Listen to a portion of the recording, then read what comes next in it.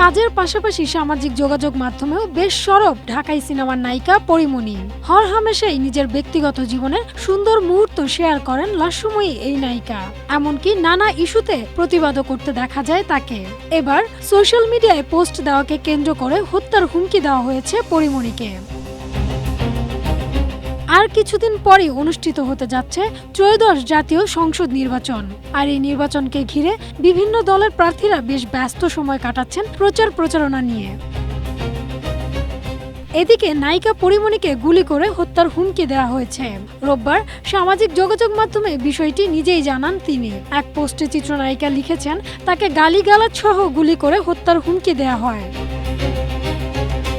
এ বিষয়ে এশিয়া পোস্টকে পরীমণি বলেন, হুট করে একটি বিদেশি নম্বর থেকে আমাকে কল দিয়ে বিভিন্ন গালিগালাজ শুরু করে। পাশাপাশি ভোট নিয়ে কিছু বলা ও সোশ্যাল মিডিয়ায় কিছু শেয়ার করা যাবে না বলে আমাকে হত্যার হুমকি দেয়।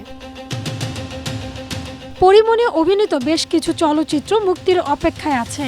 পাশাপাশি গোলাপ নামের নতুন আরও একটি সিনেমায় চুক্তিবদ্ধ হয়েছেন এই নায়িকা, যেখানে তার সঙ্গে জুটি বেঁধে অভিনয় করবেন নীরব হোসাইন। Humaira Siddika, Asia post.